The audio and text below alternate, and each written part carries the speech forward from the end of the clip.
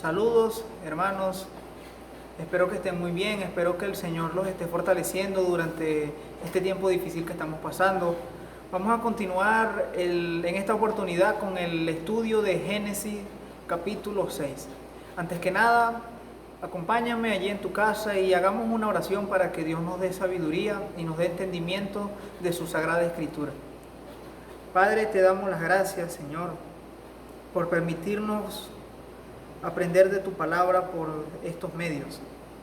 Te pido que tú edifiques nuestros corazones, danos entendimiento y sabiduría, permítenos comprender lo que tu palabra dice y aplicarlo a nuestra vida para tu gloria, honra y alabanza. Bendice a mis hermanos, provéele a aquel hermano que esté necesitando alguna cosa, por favor provéele. Aquel que esté pasando un momento duro, por favor levántalo. Aquel que esté quebrantado de salud, sánalo si está en tus planes, si está en tu voluntad. Permítenos sujetarnos a tu voluntad. Bendice nuestra iglesia. Bendice esta predicación y permite que nuestro corazón sea edificado en el nombre de Jesús. Amén. Génesis capítulo 6 nos habla acerca de bastantes cosas interesantes. Es uno de los capítulos quizás un poco más difíciles porque tiene algunos problemas de interpretación, pero que vamos a intentar aclarar en la medida posible conforme vayamos leyendo.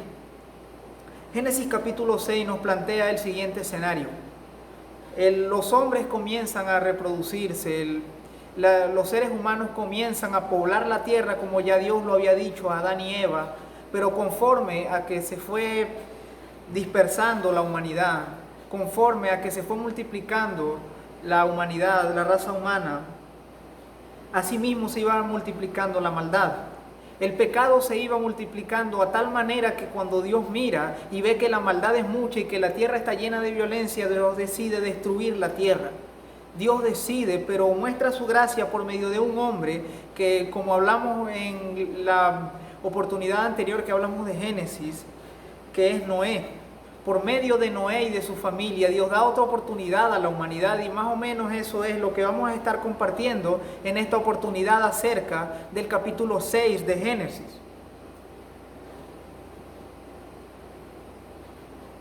Notemos que dice que aconteció que cuando comenzaron los hombres a multiplicarse sobre la faz de la tierra, les nacieron hijas, que viendo los hijos de Dios que las hijas de los hombres eran hermosas, tomaron para sí mujeres, escogiendo entre todas. Y dijo Jehová: no contenderá mi espíritu con el hombre para siempre, porque ciertamente él es carne, mas serán sus días 120 años. Notemos que comienza a poblarse la tierra, comienzan a multiplicarse hombres con mujeres, y Dios mira cómo está la tierra y dice que no iba a tener más comunión con el ser humano, porque el ser humano es de carne y por lo tanto el ser humano es pecaminoso. Una de las cosas que hay que tener en cuenta al estudiar la Biblia es que la Biblia es la que nos presenta realmente cómo es Dios. ¿Por qué hago esta aclaración? Porque ciertamente los seres humanos tenemos una idea de Dios a veces que es equivocada. Se ha popularizado la frase de que Dios me ama tal como soy, de que Dios ama al pecador pero aborrece el pecado, y frases similares se han dispersado en el mundo y son frases que no dice la Biblia y que no enseña la Biblia. Muchas personas piensan que como el amor de Dios es muy grande, que su magnitud es incontable, no se puede medir la magnitud del amor de Dios. Muchos toman esa enseñanza para creer que yo puedo vivir como quiera, que yo puedo pecar como quiera, que yo pueda tener un estilo de vida totalmente alejado de Dios, pero igual Dios me sigue amando, Dios me sigue tolerando, Dios no se molesta y Dios está totalmente paciente con mi pecado. Ciertamente Dios es amor, Dios es misericordia, pero otro atributo que también tiene Dios que no es muy enseñado es la ira. Y el capítulo 6 de Génesis nos muestra eso, que Dios es un Dios de ira. Muchas personas se han inventado un Dios que no existe, un Dios que ama pero que no tiene ira, un Dios que tiene misericordia pero que no castiga el pecado, un Dios que ama tanto al mundo que nunca lo va a castigar, un Dios que nunca va a tomar justicia porque creen que Dios es solamente amor y misericordia. Pero realmente nosotros debemos mirar la Biblia para entender quién es Dios. Sobre todo el Antiguo Testamento nos ayuda a eso, a saber cómo es realmente Dios.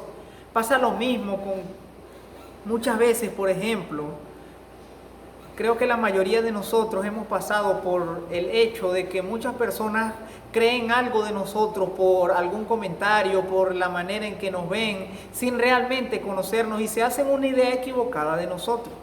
Si alguna vez te ha pasado eso, déjame decirte algo. Algo así sucede con Dios.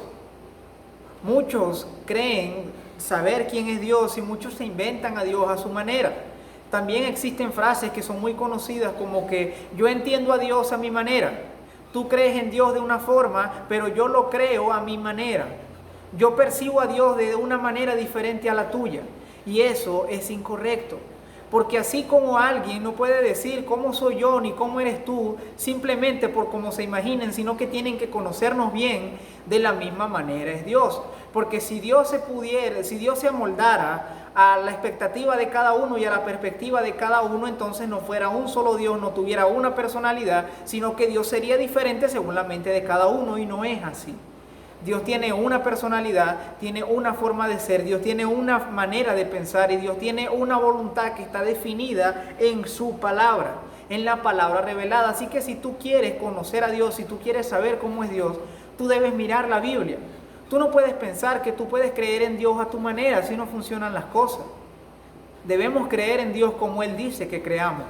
Debemos obedecerlo en la manera que Él pide que le obedezcamos, no como queramos, no como nosotros pensemos.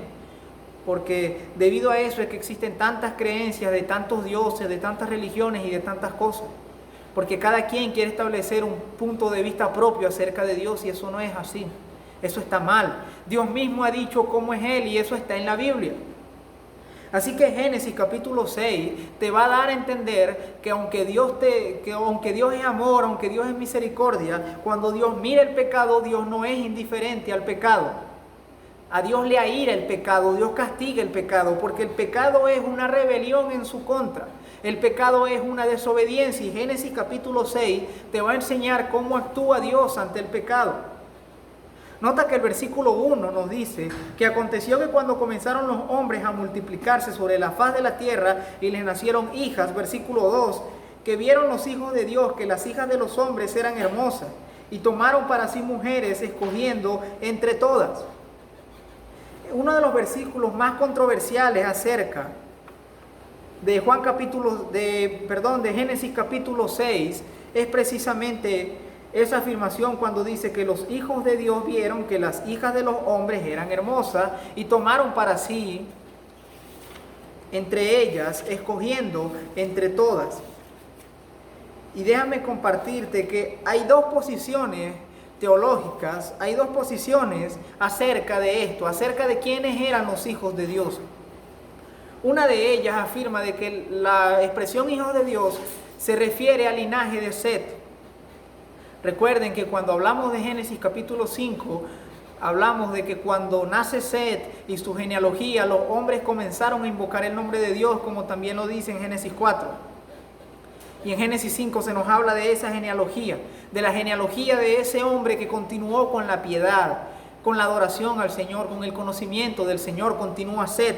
Así que una posición acerca de que quiénes eran los hijos de Dios que habla en Génesis 6, afirma realmente de que se refería a los hijos de Set. Muchos piensan que se refiere a que los hijos de Set, la descendencia de Set, se junta con la descendencia de Caín, los cuales no serían hijos de Dios por estar apartados de él. Y uno de los principales versículos que se utiliza para defender esa posición la encontramos en Lucas capítulo 20, versículos del 34 al 36, Jesús está explicando algo acerca de la resurrección. Le hicieron una pregunta a Jesús bien interesante.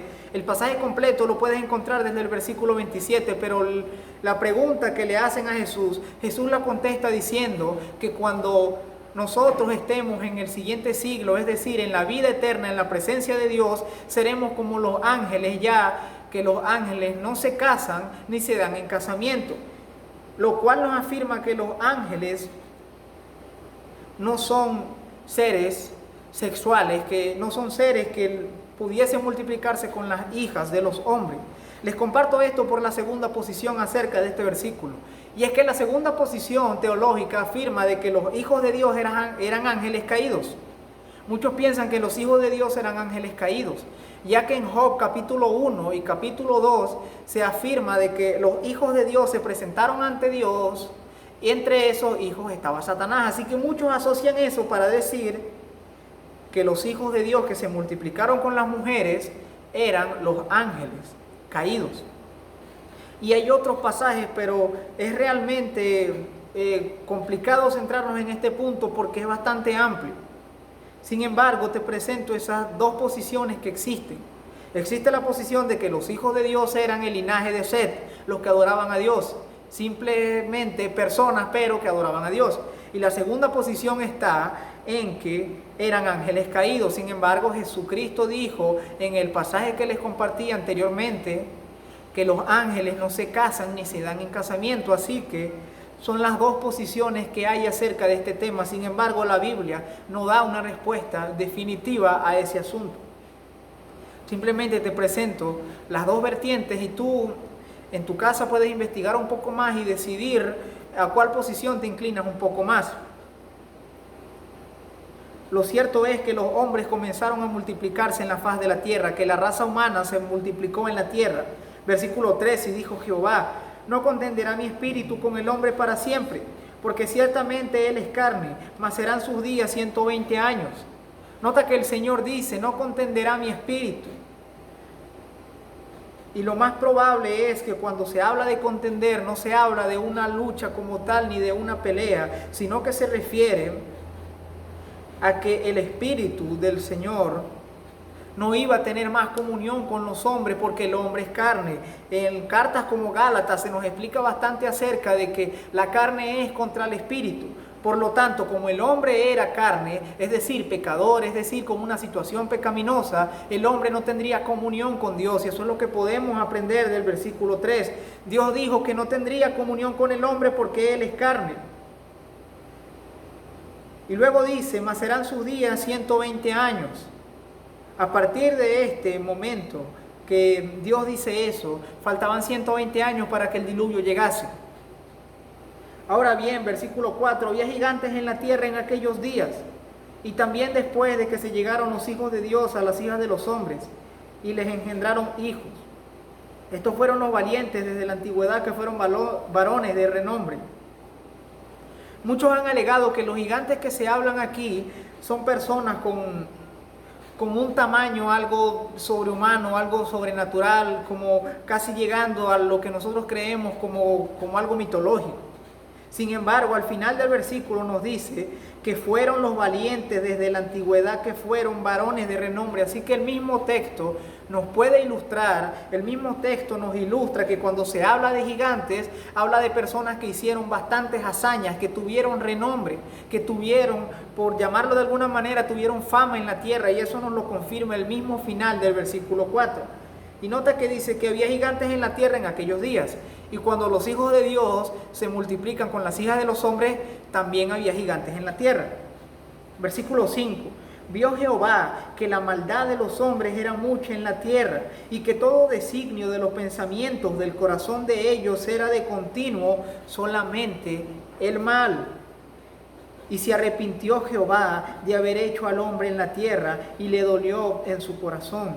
Y dijo Jehová: raeré de sobre la faz de la tierra a los hombres que he creado, desde el hombre hasta la bestia, y hasta el reptil y las aves del cielo, pues me arrepiento de haberlos hecho. Pero Noé halló gracia ante los ojos de Dios. Nos encontramos ante el panorama mundial de ese entonces.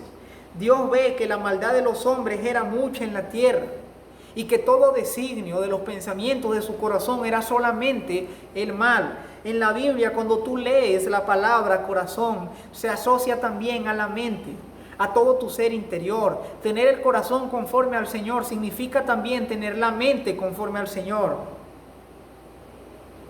Y este versículo 5 nos lo confirma, porque dice: todo designio de los pensamientos del corazón. Los seres humanos, en nuestra cultura americana sobre todo, tenemos la idea de que los pensamientos son del cerebro y las emociones son del corazón. Pero nota que la Biblia lo asocia junto, dice los pensamientos del corazón. Y biológicamente también tiene más sentido lo que dice la Biblia.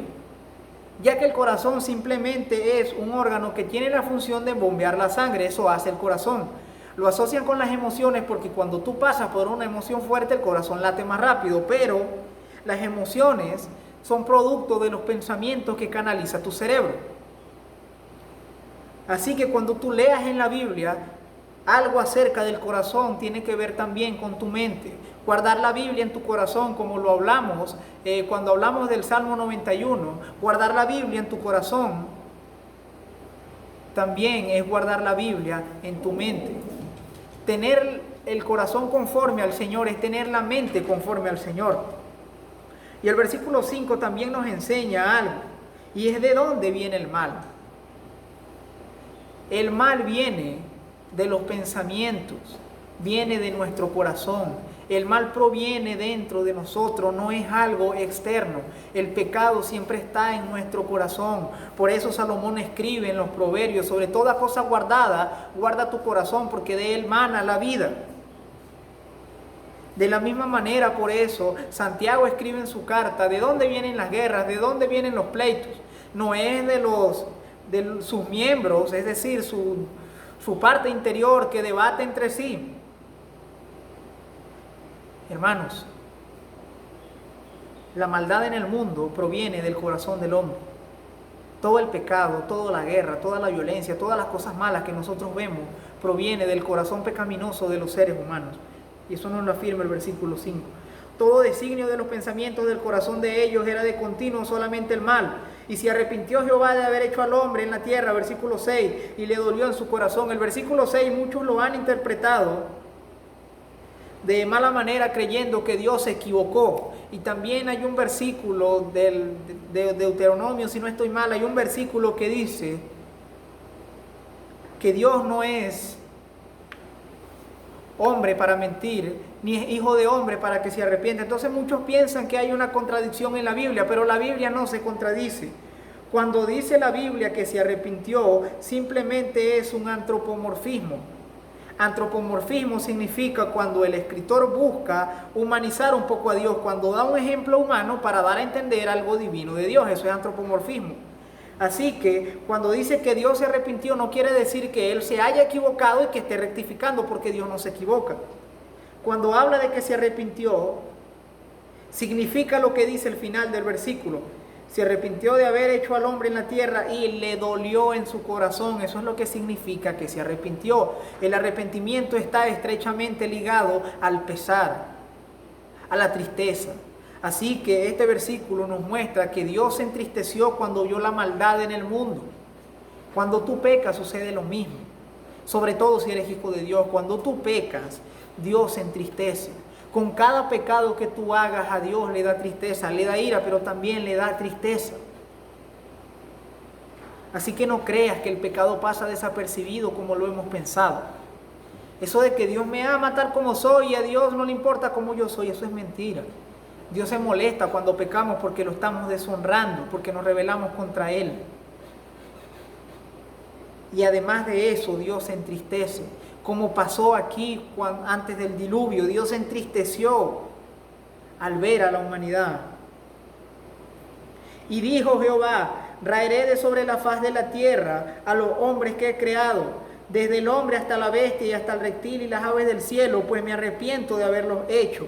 Pero Noé halló gracia ante los ojos de Jehová. Dios en el versículo 7 promete destruir todo lo que ha creado. Destruir todos los seres vivos y destruir la tierra. Eso es lo que significa raeré, significa destruiré. Y nota que dice que también hasta la bestia, los reptiles, las aves del cielo. Y ciertamente los animales iban a sufrir las consecuencias del pecado del hombre. Y venimos hablando desde el capítulo 3 que los pecados que nosotros cometemos no nada más nos afectan a nosotros, afectan a nuestro entorno. Nota que por los pecados del ser humano, la naturaleza entera iba a sufrir con el castigo. Y hazte una pregunta: ¿será que eso no se parece a la actualidad? La naturaleza no ha sufrido por pecado del hombre. Los animales no se han extinguido por pecado del hombre y maldad humana. Tantos bosques, tantas vegetaciones no han sido destruidas por humanos. por pecado humano.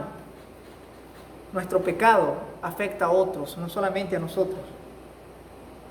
Versículo 8, pero Noé halló gracia ante los ojos de Jehová. La gracia es el favor inmerecido de Dios. La gracia significa cuando Dios te da algo que tú no te lo mereces.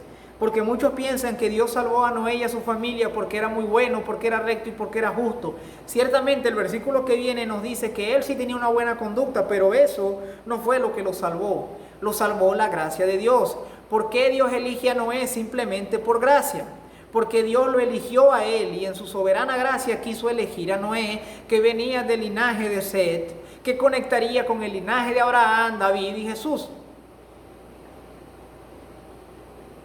Versículo 9, estas son las generaciones de Noé. Noé, varón justo, era perfecto en su conducta. Con Dios caminó Noé. ¿Recuerdan esa expresión? Con Dios caminó Noé.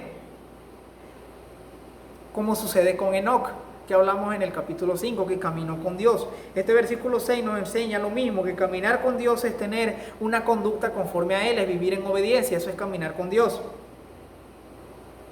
Y Noé caminaba con Dios. Noé tenía una buena conducta. Sin embargo, la conducta del ser humano jamás es suficiente para otorgarle salvación.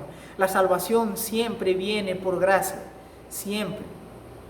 Hay personas que son muy buenas, entre comillas, porque realmente si leemos Romanos, por ejemplo, el capítulo 3 nos habla de que no hay ninguno bueno, no hay ningún justo, no hay quien haga lo bueno, no hay quien busque a Dios, todos nos desviamos, nos hicimos inútiles, fuimos destituidos de su gloria, eso lo dice Romanos 3. Todos los hombres somos malos. Y el capítulo 6 te puede enseñar eso. Recuerda que los versículos anteriores decían que el ser humano se multiplicó en la tierra y así como se multiplicaba los seres humanos, también se multiplicaba la maldad. Y ahí estaba metido Set y su linaje. Que Set hubiese tenido un linaje piadoso no quiere decir que ellos no fueran pecadores también. Ellos también tenían pecado. Noé también tenía pecado. Y en los capítulos que vienen vas a aprender que eso es cierto. Noé también era pecador. Tenía una conducta cercana al Señor y realmente obedecía sus mandamientos, pero estoy seguro de que no era en su totalidad. Noé no obedecía al Señor en su totalidad, ninguna persona lo hace, todos necesitamos la gracia del Señor que nos vaya perfeccionando. Pero continuemos con el texto. Y engendró Noé 3 hijos, Sem, Can y Jafet. Estos 3 nombres van a ser de mucha importancia en los capítulos que vienen. Vamos a aprender acerca de la relevancia de estos 3 personajes. Y se corrompió la tierra delante de Dios, y estaba llena de violencia. Y miró Dios la tierra, y aquí estaba corrompida, porque toda carne había corrompido su camino sobre la tierra. Nota lo que dice de nuevo, se corrompe la tierra y toda carne se había corrompido. Eso incluye a Noé y su familia. Aunque Noé quizás tenía una conducta más recta que el resto, pero igual Noé entraba en el lote de los pecadores. Fue Dios quien por su gracia lo saca de ese lote y lo salva. Versículo 13, dijo pues Dios a Noé, he decidido el fin de todo ser, porque la tierra está llena de violencia a causa de ello, así que yo los destruiré con la tierra. Dios promete la destrucción inminente a la tierra a causa del pecado. Aquellos que creen que Dios es malo por permitir el mal, aquellos que creen que Dios es malo porque permite esto o aquello en sus vidas, cuando leen el Antiguo Testamento se dan cuenta de que Dios no es malo, de que el malo es el hombre. Si Dios fuese malo, Dios fuera destruido la tierra en su totalidad. Porque ¿qué diferencia vemos del tiempo de Noé con el tiempo de ahora? En el tiempo de Noé todo el mundo estaba apartado de Dios. La tierra estaba llena de violencia. Y hazte una pregunta, ¿la tierra hoy en día no está llena de violencia? No existe pecado en el mundo. No existe violencia el uno con el otro. No existe falta de amor al prójimo. No existe falta de misericordia. No existe severidad. No existe robo. No existen esas cosas en la tierra. Todavía existen. Y con todo y eso, Dios no ha destruido la tierra y Dios no ha acabado con la humanidad como puede hacerlo. Así que Dios le dice a Noé que había decidido poner el fin a todo ser, porque la tierra estaba llena de violencia a causa de ellos. Y a partir del versículo 14 comienzan las instrucciones para lo que sería la construcción del arca. Comienzan las instrucciones específicas para la construcción del arca. Y hay algo que quiero que tengas en cuenta antes de que terminemos con esta sección del capítulo 6. Debes recordar algo que hemos venido hablando en los capítulos de Génesis, sobre todo el 3, 4 y 5. Génesis 3, el hombre cae en pecado. Génesis 3:15, Dios promete que vendría Jesús. Dios promete que Jesús vendría a salvar la tierra. Si no lo has escuchado, te invito a que vayas a ese video en nuestro canal donde explicamos Génesis 3 un poco más a detalle, pero el hombre se corrompe en la tierra, el hombre y la mujer se corrompen en la tierra. Génesis 3, Génesis 3:15, Dios promete la salvación por medio de Cristo. Génesis 4, se ve el desenlace del pecado. Caín mata a Abel, su descendencia se aleja, se propaga más la maldad. Génesis 4. Génesis capítulo 5 nos habla del linaje piadoso que vino de Set. Y hablamos de que Dios seguía desarrollando su plan. De que eso nos enseñaba la genealogía en el capítulo 5. De que a pesar de que habían pecado y se había propagado la maldad, Dios estaba resguardando un linaje por el cual vendría el que prometió en Génesis 3:15 y que salvaría al mundo. Y aquí podemos ver el cumplimiento también de esa promesa. Porque a pesar del pecado en el mundo, Dios iba a preservar a una familia, iba a preservar a un linaje para darle la salvación a la tierra. Así que todos los capítulos de Génesis están conectados con el plan salvador de Dios. Versículo 14, hazte un arca de madera de gofer. Harás aposentos en el arca y la calafatearás con brea por dentro y por fuera.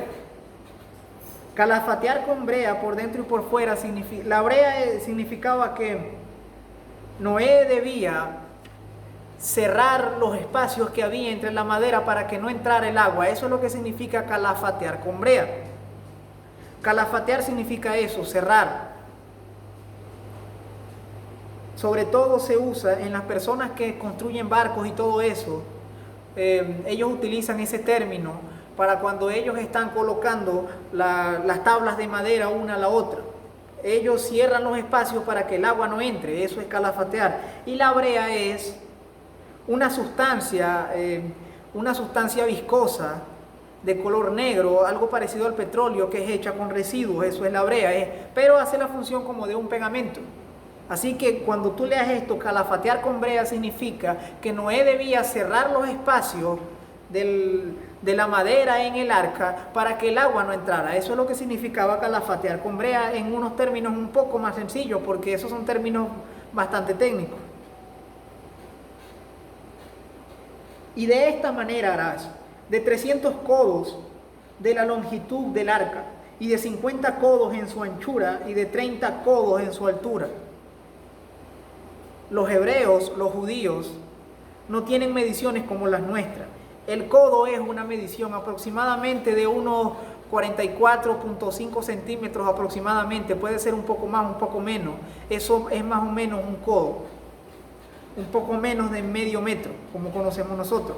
Así como nosotros medimos en centímetros y en metros, ellos lo miden de esa manera. O lo medían en el tiempo bíblico. Ellos lo miden las cosas en codos. Así que cuando Dios le dice, vas a hacerlo de tantos codos aquí, tantos codos allá, Dios estaba hablando de las mediciones.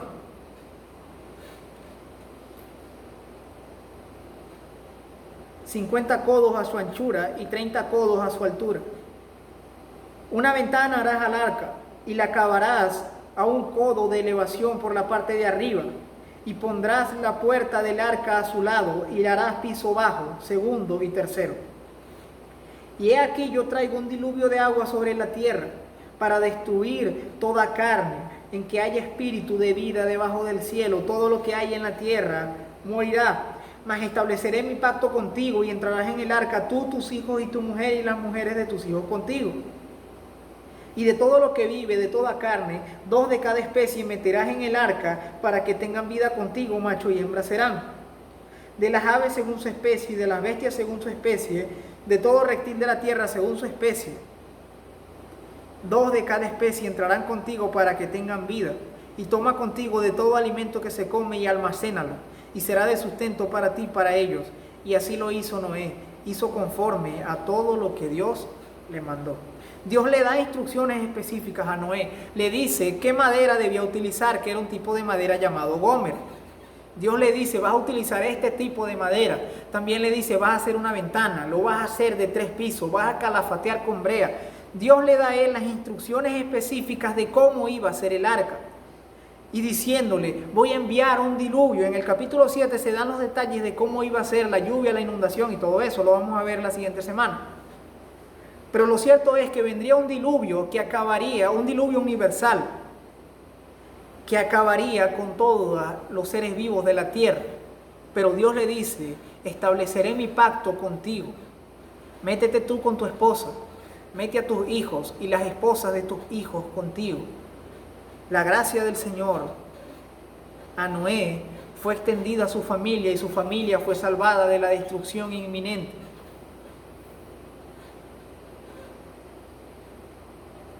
Además de eso, Dios le dice a él que meta allí animales, porque los animales también se iban a volver a reproducir, iban a volver a poblar la tierra. Una de las cosas que podemos aprender acerca de esto es que Dios es un Dios de ira. Dios es de amor, pero también es de ira. Así que no creas que tú puedes vivir como tú quieras, que tú puedes andar por la vida pecando y deshonrando a Dios y Dios te va a mirar y va a sonreír porque te ama. Eso no sucede realmente. A Dios le molesta el pecado. Nota cómo es Dios. A Dios le molesta tanto el pecado que comete el mayor asesinato en la historia de la humanidad, que es el diluvio. El Señor asesinó con el diluvio a casi toda la humanidad y a casi todos los animales. Ese es el carácter del Señor. ¿Tú crees que tú puedes vivir como tú quieras y que Dios no va a tomar cartas en el asunto? Eso no sucede. Aquí en la tierra tendremos consecuencias por nuestro pecado, pero en la segunda venida del Señor, que es en el punto que más me quiero enfocar, es en este. En la segunda venida del Señor también habrá una destrucción inminente. También habrá una destrucción para todos aquellos que hacen iniquidad, para todos aquellos que están apartados del Señor y que no han depositado su fe en Cristo. Todos aquellos que no estén en Cristo, va a pasar como en el diluvio, van a ser destruidos todos menos los que estén en Cristo. Otro punto que debes ver es este. A pesar de que Dios es un Dios de ira, Dios tiene el perfecto equilibrio entre su ira y su gracia. Entre su ira y su misericordia. Dios también tuvo misericordia, porque ¿qué le costaba a Dios acabar definitivamente con la humanidad? ¿Qué le costaba a Dios acabar definitivamente con los animales? Pero el Señor no hace eso. El Señor le da a la humanidad otra oportunidad por medio de Noé y de su familia. El Señor le da a los animales también la oportunidad de volver a poblar la tierra. Así que hoy tú y yo estemos vivos es una obra de la gracia de Dios y de la misericordia de Dios. Porque la humanidad debió ser destruida por su pecado y era algo justo. Sin embargo, Dios tuvo misericordia, tuvo gracia y Dios le dio otra oportunidad a la humanidad. Hay que asociar el diluvio, hay que asociarlo con este tiempo. Y el arca de Noé hay que asociarlo con la obra redentora de Cristo Jesús. Y te quiero explicar por qué. El pecado es algo que alcanza a toda la humanidad. Lo hemos visto desde Adán y Eva. Todos los seres humanos somos pecadores, absolutamente todos. Según también Romanos 3. Por lo tanto, todos merecemos destrucción inminente, como lo miró el Señor.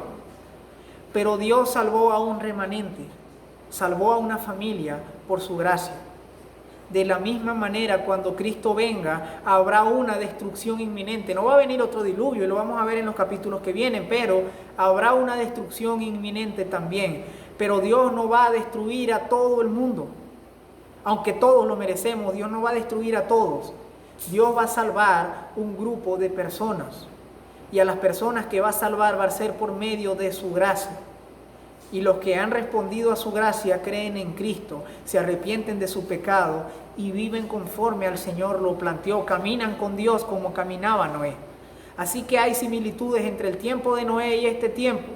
Probablemente Noé predicaba a las personas acerca de que vendría el diluvio y nadie le creyó hasta que llegó. De la misma manera nosotros los cristianos estamos predicando a las personas. Y muchos de los que me están viendo saben que es así, que nosotros te hemos predicado, que nosotros te hemos presentado el Evangelio, pero tú no has respondido a él a lo mejor y tú no crees que pueda venir la destrucción. En el tiempo de Noé la gente no creía que iba a venir el diluvio. Así como probablemente hay muchos que están viendo este video que no creen que el Cristo venga rápido, no creen que el Señor ya viene. Pero todos los que no se montaron en el arca fueron destruidos. De la misma manera, todos los que no creen en Jesús, todos los que no se arrepienten de su pecado, todos los que no caminan con el Señor, también serán destruidos. Y nosotros no queremos que eso te pase. Así que como Noé metió a su familia en el arca, nosotros queremos invitarte a ti a que tú creas en Cristo. Queremos invitarte a ti a que tú te rindas ante el Señor, a que tú te arrepientas de tu pecado. Y así como Noé metió a su familia en el arca, tú vas a entrar, pero no a un arca, sino que tú vas a entrar a la iglesia del Señor, a los hijos de Dios que cuando Cristo venga se van a ir con Él a ser eternamente felices, eternamente gozosos y eternamente salvados y santificados. Vale la pena eso. Y otro principio para terminar que me gustaría recomendarles que lo apliquen acerca de este pasaje es el siguiente. Dios da instrucciones específicas siempre. En su palabra, Dios da instrucciones específicas. Nota que cuando Dios manda a que Noé construya el arca, Dios le dice qué madera iba a utilizar, de cuántos pisos, cuánto era la longitud, cuánto era el tamaño, quiénes iban a entrar. Dios le dice tal cual todo. Y eso nos demuestra algo. Dios no le dijo a Noé, haz un arca y la haces como mejor te parece. Dios le dice a él cómo va a ser. Lo mismo cuando Moisés construye el tabernáculo. Lo mismo cuando Salomón construye el templo.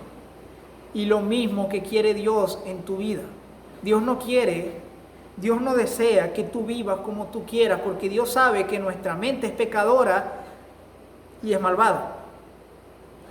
Por lo tanto, Dios no acepta eso de que cada quien viva como quiere. Dios da instrucciones. Y las instrucciones están en su palabra. Así como Noé tuvo instrucciones para el arca, tú tienes instrucciones para tu vida. Y son instrucciones específicas, mandamientos específicos que debemos seguir. Y al final del pasaje hay algo interesante. Dice allí al final del pasaje que Noé hizo todo conforme a Dios le mandó. Utilizó la madera que Dios le dijo, hizo la ventana que Dios le dijo, los pisos que Dios le dijo, metió la gente que Dios le dijo. Porque no era como Noé quería, era como Dios quería. Hermano, la vida no es como yo quiera, la vida es como Dios quiera. Y si tú eres cristiano, sobre todo debes aplicar esto. Si tú eres cristiano, debes entender algo. No es como tú quieras, es como tu Señor quiera. Porque no te perteneces a ti mismo, le perteneces al Señor. Y nota que Noé, la Biblia no dice que Noé utilizó la madera, pero no hizo la ventana. Porque a veces así somos los cristianos, le hacemos caso a un mandamiento, pero a otro no. Noé hizo todo conforme a Dios le mandó. Nosotros, aunque sea difícil y aunque vamos a fallar en ocasiones, pero nosotros debemos intentarlo. Debemos luchar constantemente para hacer todo conforme a Dios nos manda. Hay veces que no lo vamos a lograr. Hay veces que nos vamos a caer. Pero Dios nos irá perfeccionando y nosotros vamos a dar nuestro mayor esfuerzo por hacerlo con la ayuda del Señor. Así que toma ese ejemplo de obediencia de Noé y ten en cuenta que las cosas no son como nosotros queremos, sino como Dios las dice tal cual en su palabra. No hacer las cosas como Dios dice en su palabra es un acto de soberbia. Es un acto de creer que yo puedo pasar por encima de la autoridad de Dios. Así que concluyo con esto. Ten en cuenta eso. La primera parte de este pasaje nos habla del estado del hombre pecaminoso. Estaba Set, estaba su descendencia, estaba Noé, pero igual toda la humanidad era pecadora. Dejemos de creer que somos buenos. Muchos a veces pensamos, yo no necesito ir a una iglesia, yo no necesito ser cristiano porque mi conducta está bien, yo soy bueno, yo no mato a nadie, yo no robo. Según la Biblia todos somos malos. Yo que te estoy predicando, yo reconozco todos los días ante el Señor que yo soy malo, que yo soy un pecador. Pero la diferencia es que yo me arrepiento, reconozco que si no fuera por Dios, yo fuera mucho peor de lo que soy ahora, porque todos los seres humanos somos pecadores. Así que no nos creamos buenos. Si tú eres cristiano, tienes mucho tiempo en la iglesia, no creas que eres bueno en ti mismo, porque en ti mismo también eres pecador. Tú necesitas la misericordia de Dios al igual que los demás. Y la segunda parte nos muestra la misericordia de Dios, de que a pesar de que somos malos, no se frustra el plan de Dios. El tema de hoy se llama así: el pecado no frustró su plan.